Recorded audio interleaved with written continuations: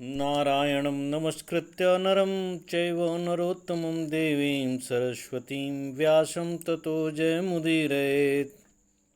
नमोऽस्तु ते व्यासविशालबुद्धे फुल्लारविन्दायतपत्रनेत्र येन त्वया भारततैलपूर्णः प्रज्वालितो ज्ञानमयः प्रदीपः प्रपन्नपारिजाताय तोत्रवैत्रैकपाणये ज्ञानमुद्राय कृष्णाय गीतामृतदुहे नमः। वसुदेवसुतं देवं कंसचाणूरमर्दनं देवकी परमानन्दं कृष्णं वन्दे जगद्गुरुं। मूकं करोति वाचालं पङ्गुं लङ्घयते गिरिं यत्कृपातमहं वन्दे परमानन्दमाधवं। लेत सदा सुदीन की सहज दया के धाम, जननी जनक राजेश के प्रभु श्री सीताराम। सप्ताधिक शततमोध्याय। सगर के पुत्रों की उत्पत्ति। 60,000 सगर पुत्रों का कपिल की क्रोधाग्नि से भस्म होना। असमंजस का परित्याग। अंशुमान के प्रयत्न से सगर के यज्ञ की पूर्ति। अंशुमान से दिलीप को और दिलीप से भगीरथ को राज्य की प्राप्ति। लोमसुवाच एतच्छ्रुत्वान्तरिक्षाच्च स राजा राजसत्तमः यथोक्तं तच्चकाराथ श्रद्धद्ध भरतर्षभ। भरत श्रेष्ठ, यह आकाशवाणी सुनकर भोपाल से लोमड़ी राजा सगर ने उस पर विश्वास करके उसके कथनानुसार सब कार्य किया। अर्थात जो तुम्बी थी, उस तुम्बी के से एक एक बीज निकाल करके घी से भरे घड़े में एक निश्चित तापमान पर रखा और जैसा भी उनको निर्देश था वैसा किया। एक सतत कृत्वा बीजं बीजं नराधिपः घृतपूर्णेषु कुंभेषु तान भागान विदधे ततः। नरेश ने एक एक बीज को अलग करके उस सबको घी से भरे हुए घड़ों में रखा। धात्रीश्चैकेकशः प्रादात् पुत्ररक्षण तत्परः ततः कालेन महता समुत्तस्थुर्महाबला। षष्टिः पुत्रसहस्राणि तस्या प्रतिमतेजसः रुद्रप्रासादाद् समजायन्त पार्थिव। फिर पुत्रों की रक्षा के लिए तत्पर हो सबके लिए पृथक पृथक धाएं नियुक्त कर दी। तदनंतर दीर्घ काल के पश्चात उस अनुपम तेजस्वी नरेश के 60,000 महाबली पुत्र उन घड़ों में से निकल आए। युधिष्ठिर राजर्षि सगर के वे सभी पुत्र भगवान शिव की कृपा से ही उत्पन्न हुए थे। ते घोराः कुरुर कर्माण आकाश परिसर्पिणः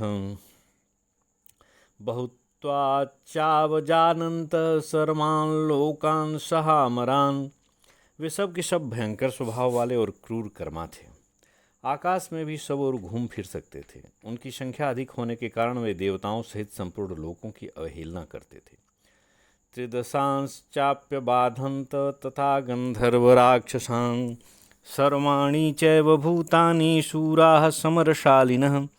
समरभूमि में शोभा पाने वाले वे शूरवीर राजकुमार देवताओं, गंधर्वों, राक्षसों तथा संपूर्ण प्राणियों को कष्ट दिया करते थे। वध्यमानास्ततो लोकाः सागरैर्मन्दबुद्धिभिः ब्राह्मणं शरणं जग्मुः सहिताः सर्वदैवतः। मंदबुद्धि सगर पुत्रों द्वारा सताए हुए सब लोग संपूर्ण देवताओं के साथ ब्रह्मा जी की शरण में गए। तानुवाच महाभागः सर्वलोक पितामहः गच्छध्वं त्रिदशाः सर्वे लोकैः सार्धं यथागतम्। उस समय सर्वलोक पितामह महाभाग ब्रह्मा ने उनसे कहा, देवताओं तुम सभी इन सब लोगों के साथ जैसे आए हो वैसे ही लौट जाओ। नाति दीर्घेण कालेन सागराणां क्षयो महान् भविष्यति महाघोरैः स्वकृतैः कर्मभिः शुराः। अब थोड़े ही दिनों में अपने ही किए हुए अपराधों द्वारा इन सगर पुत्रों का अत्यंत घोर और महान संहार होगा। एवं मुक्तास्तु ते देवा लोकास्य मनुजेश्वर पितामह मनुज्ञाप्य विप्रजग्मुर्यथागतम्। नरेश्वर उनके ऐसा कहने पर सब देवता तथा अन्य लोग ब्रह्मा जी की आज्ञा ले जैसे आए थे वैसे ही लौट गए। ततः काले बहुतिथे व्यतीते भरतर्षभ दीक्षितः सगरो राजा हयमेधेन वीर्यवान्। भरत श्रेष्ठ तदनंतर बहुत समय बीत जाने पर पराक्रमी महाराज सगर ने अश्वमेध यज्ञ की दीक्षा ली। तस्याश्वो व्यचरद् भूमिं पुत्रैः सह परिरक्षितः सर्वैरेव महोत्साहैः स्वच्छन्द्र प्रचरो नृप समुद्रं स समासाद्य निस्तोयं भीमदर्शनम्। रक्ष्यमाण प्रयत्नेन त्रैत्रैवान्तरधीयत ततस्ते सागरास्तात हृतं मत्वा हयोत्तमम्। आगम्य पितुरा चक्षुर्दृश्यं तुरगं हतं तेनोक्ता दिक्षु सर्वासु सर्वे मार्गतवाजिनं ससमुद्रवनद्वीपां विचरन्तो वसुंधराम। राजन, उनका यज्ञ की यह अश्व उनके अत्यंत उत्साही सभी पुत्रों द्वारा सुरक्षित हो स्वच्छंद गति से पृथ्वी पर विचरने लगा। जब वह अश्व भयंकर दिखाई देने वाले जलशून्य समुद्र के तट पर आया तब प्रयत्नपूर्वक रक्षित होने पर भी वह सहसा अदृश्य हो गया। तब उस उत्तम अश्व को अपहृत जानकर सगर पुत्रों ने पिता के पास आकर कहा, हमारे यज्ञ अश्व को किसी ने चुरा लिया, अब वह दिखाई नहीं देता। यह सुनकर राजा सगर ने कहा कि तुम सब लोग समुद्र, वन और द्वीपों सहित सारी पृथ्वी पर विचरते हुए संपूर्ण दिशाओं में जाकर उस अश्व का पता लगाओ। ततस्ते पितुराज्ञाय दिक्षु सर्वासु तं हयम् अमार्गन्त महाराज सर्वं च पृथ्वीतलं। ततस्ते सागराः सर्वे समुपेत्य परस्परं नाद्य गच्छन्त तुरगमहश्वहर्तारमेव च। महाराज, तदनंतर वे पिता की आज्ञा ले इस संपूर्ण भूतल में सभी दिशाओं में अश्व की खोज करने लगे। खोजते खोजते सभी सगरपुत्र एक दूसरे से मिले, परंतु वे अश्व तथा अश्वहर्ता का पता न लगा सके। आगम्य पितरम चोचुस्ततः प्राञ्जलयो घृतः समुद्रवनद्वीपा सनदीनदकन्दरा सपर्वतवनोद्देशा निखिलेन मही नृप अस्माभिर्विचितास्राजच्छासनात् तव पार्थिव न चाश्वमधिगच्छामो नाश्वहर्तारमेव च। श्रुत्वा तु वचनं तेषां स राजा क्रोधमूर्छितम्। उवाच वचनं सर्वांस्तदा दैव वशान् नृप अनागमाय गच्छध्वं भूयो मार्गतवाजिनं। यज्ञेयं तं विना ह्यस्वं नागन्तव्यं हि पुत्रकाः प्रतिगृह्य तु सन्देशं पितुस्ते सागरात्मजा। भूय एव महीं कृत्स्नां विचेतुमुपचक्रमुः अथा पश्यन्त ते वीराः पृथिवीमवधारिताम्। तब वे पिता के पास आकर उनके आगे हाथ जोड़कर बोले, महाराज, हमने आपकी आज्ञा से समुद्र, वन, नदी, नद, द्वीप, कंदरा, पर्वत और अन्य वन प्रदेशों सहित सारी पृथ्वी खोज डाली, परंतु हमें न तो वह अश्व मिला और न ही उसका चुराने वाला। युधिष्ठिर उनकी यह बात सुनकर राजा सगर क्रोध से मूर्छित हो उठे और उस समय दैववश उन सबसे इस प्रकार बोले, जाओ, लौट कर न आना, पुनः घोड़े का पता लगाओ, पुत्रों उस यज्ञ के अश्व को लिए बिना वापस न आना। पिता का वह संदेश शिरोधार्य करके सगर पुत्रों ने फिर सारी पृथ्वी पर अश्व को ढूंढना आरंभ किया। तदनंतर उन वीरों ने एक स्थान पर पड़ी पृथ्वी में दरार पड़ी हुई देखी। समासाद्य बिलम तच्चाप्य खनन सागरात्मजा कुद्दालैर्रेशुकैश्चैव समुद्रम यत्नमास्थिता। उस बिल के पास पहुंचकर सगर पुत्रों ने कुदालों और फावड़ों से समुद्र को प्रयत्नपूर्वक खोदना आरंभ किया। सखन्यमानः सहितैः सागरैर्वरुणालयः अगच्छत् परमामार्तिं दीर्यमाणः समन्ततः। असुरोरगरक्षांसि सत्त्वानि विविधानि च आर्तनादं कुर्वन्त वध्यमानानि सागरैः। एक साथ लगे हुए सगर कुमारों के खोदने पर सब ओर से विदीर्ण होने वाले समुद्र को बड़ी पीड़ा का अनुभव होता था। सगर पुत्रों के हाथों मारे जाते हुए असुर, नाग, राक्षस और नाना प्रकार के जंतु बड़े जोर से आर्तनाद करते थे। छिन्नशीर्षा विदेहाश्च भिन्नत्वगस्थिसन्धयः प्राणिनः समदृश्यन्त शतशोऽथ सहस्रशः। सैकड़ों और हजारों ऐसे प्राणी दिखाई देने लगे जिनके मस्तक कट गए थे, शरीर छिन्न भिन्न हो गया था, चमड़े छिल गए थे और हड्डियों के जोड़ टूट गए थे। एवं ही खनतां तेषां समुद्रं वरुणालयं व्यतीतः सुमहान् कालो न चास्व समदृश्यत। इस प्रकार वरुण के निवासभूत समुद्र की खुदाई करते करते उनका बहुत समय बीत गया, परंतु वह अश्व कहीं दिखाई नहीं दिया। ततः पूर्वोत्तरे देशे समुद्रस्य महीपते विदार्य पातालमथ संक्रुद्धाः सागरात्मजाः अपश्यन्त हयं तत्र विचरन्तं महीतले कपिलं च महात्मानं तेजो राशिमनुत्तमं तेजसा दीप्यमानं तु ज्वालाभिरिव पावकम्। राजन, तदनंतर क्रोध में भरे हुए सगर पुत्रों ने समुद्र के पूर्वोत्तर प्रदेश में पाताल फोड़कर प्रवेश किया और वहां उस यज्ञीय अश्व को पृथ्वी पर विचरते देखा। वहीं तेज की परम उत्तम राशि महात्मा कपिल बैठे थे, जो अपने दिव्य तेज से उसी प्रकार उद्भासित हो रहे थे जैसे लपटों से अग्नि। ते तं दृष्ट्वा हयं राजन् संप्रहृष्ट तनूरुहा अनादृत्य महात्मानं कपिलं कालचोदिताः संक्रुद्धा संप्रधावन्तः स्वग्रहणकांक्षिणः ततः क्रुद्धो महाराज कपिलो मुनिषत्तमः। राजन, उस अश्व को देखकर उनके शरीर में हर्ष जनित रोमांच हो आया। वे काल से प्रेरित हो क्रोध में भरकर महात्मा कपिल का अनादर करके उस अश्व को पकड़ने के लिए दौड़े। महाराज, तब मुनिश्रेष्ठ कपिल कुपित हो उठे। वासुदेवेति यं प्राहुः कपिलं मुनिपुंगवं स चक्षुर्विकृतं कृत्वा तेजस्तेषु समुत्सृजन् ददाहसु महातेजा मंदबुद्धिं च सागरान्। मुनिप्रवर कपिल ही भगवान विष्णु हैं, जिन्हें वासुदेव कहते हैं। उन महातेजस्वी ने विकराल आंखें करके अपना तेज उन पर छोड़ दिया और मंद बुद्धि सगर पुत्रों को जला दिया। तान् दृष्ट्वा भस्मसाद्भूतान् नारदः महातपाः सगरान्तिकमागच्छत् तच्च तस्मै न्यवेदयत्। स तच्छ्रुत्वा वचो घोरं राजा मुनिमुखोद्गतं मुहूर्तं विमना भूत्वा स्थाणोर्वाक्यमचिन्तयत्। सपुत्रनिधनोद्भूतदुःखेन समभिप्लुतः आत्मानमात्मनाश्वास्य हयमेवान्वचिन्तयत्। अंशुमन्तं समाहूय असमञ्जः सुतं तदा पौत्रं भरतशार्दूल इदं वचनम् अब्रवीत्। षष्टितानि सहस्राणि पुत्राणामितौजसां कापिलं तेज आसाद्य मत्कृते निधनं गताः। तव चापि पिता तात परित्यक्तो मया नघ धर्मं संरक्षणमात्रेण पौराणां हितमीक्षिता। उन्हें भस्म हुआ देख महातपस्वी नारद जी राजा सगर के समीप आए और उनसे सब समाचार निवेदित किया।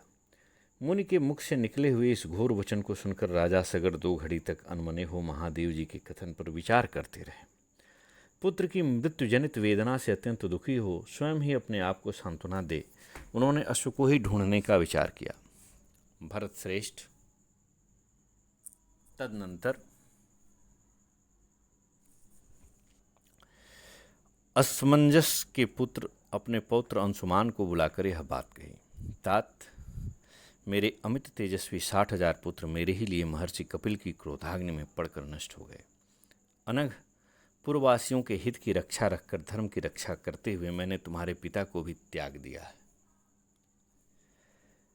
युधिष्ठिर्वाच किमर्थं राजशार्दूलः सगरपुत्रमात्मजं त्यक्तवान् दुस्त्यजं वीरं तन्मे ब्रूहि तपोधन।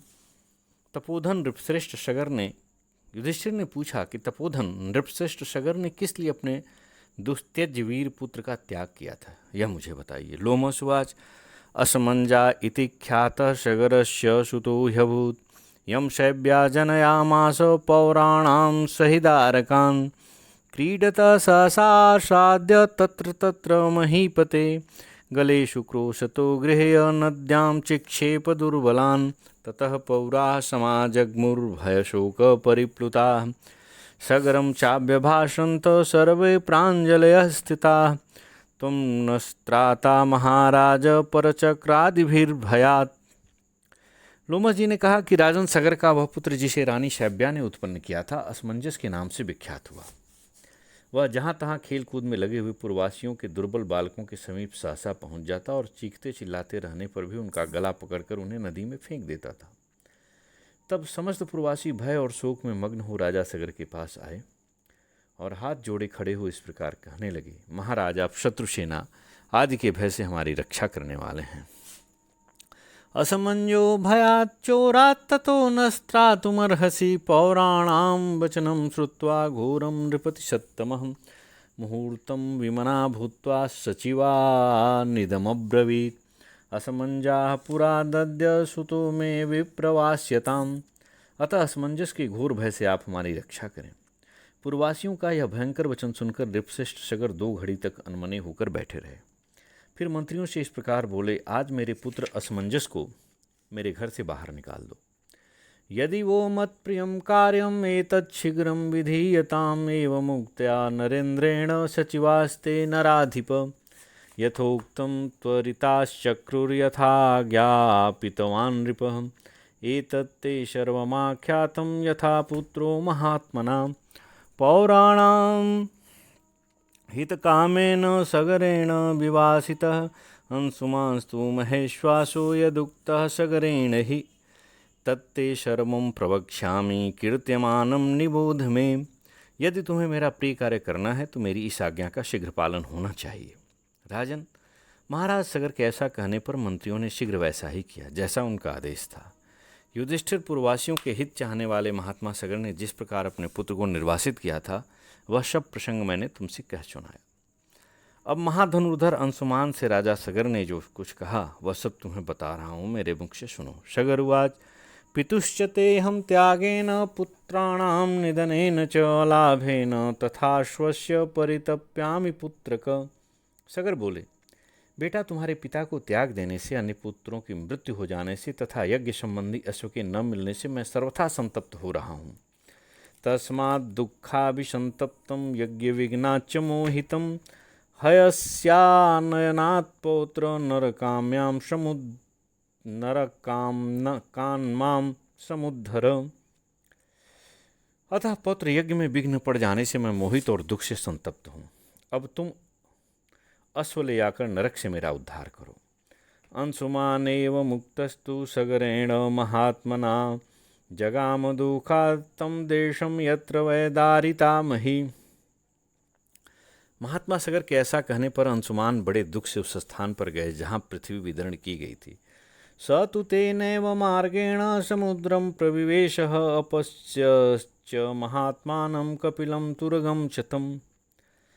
उन्होंने उसी मार्ग से समुद्र में प्रवेश किया और महात्मा कपिल तथा यज्ञीय अश्व को देखा। स दृष्ट्वा तेजसो राशिं पुराणमृषिसत्तमं प्रणम्य शिरसा भूमौ कार्यमस्मै न्यवेदयत्। तेजो राशि मुनि प्रवर पुराण पुरुष कपिल जी का दर्शन करके अंशुमान ने धरती पर माथा टेक कर प्रणाम किया और उनसे अपना कार्य बताया। ततः प्रीतो महाराज कपिलो सुमतो भवत् उवाच चैनम धर्मात्मा वरदोस्मीति भारत। भरतवंशी महाराज इससे धर्मात्मा कपिल जी अंशुमान पर प्रसन्न हो गए और बोले, मैं तुम्हें वर देने को उद्यत हूँ। स वव्रे तुरंग तत्र प्रथमं यज्ञ कारणात् द्वितीयं वरकं वव्रे पितॄणां पावने क्षया। अंशुमान ने पहले तो यज्ञ कार्य की सिद्धि के लिए वहाँ उस अश्व के लिए प्रार्थना की और दूसरा वर अपने पितरों को पवित्र करने की इच्छा से मांगा। तमुवाच महातेजाः कपिलो मुनिपुंगवः ददानि तव भद्रं ते यद् यत् प्रार्थयसे नघ। त्वयि क्षमा च धर्मश्च सत्यं चापि प्रतिष्ठितं त्वया कृतार्थः सगरः पुत्रवांश्च त्वया पिता। तब मुनिश्रेष्ठ महातेजस्वी कपिल ने अंशुमान से कहा, अनग तुम्हारा कल्याण हो। तुम जो कुछ मांगते हो वह सब तुम्हें दूंगा। तुम में क्षमा, धर्म और सत्य सब कुछ प्रतिष्ठित है। तुम जैसे पौत्र को पाकर राजा सगर कृतार्थ हैं और तुम्हारे पिता तुम्ही से वस्तुतः पुत्रवान हैं। तव चैव प्रभावेण स्वर्गं यास्यन्ति सागराः सलभत्वं गता ह्येते मम क्रोध हुताशने पौत्रस्य ते त्रिपथगां त्रिदिवादानयिष्यति पावनार्थं सागराणां तोषयित्वा महेश्वरं हयं नयस्व भद्रं ते यज्ञेयं नरपुंगव। तुम्हारे ही प्रभाव से सगर के सारे पुत्र जो मेरी क्रोधाग्नि में सलभ की भांति जलकर भस्म हो गए हैं स्वर्गलोक में चले जाएंगे।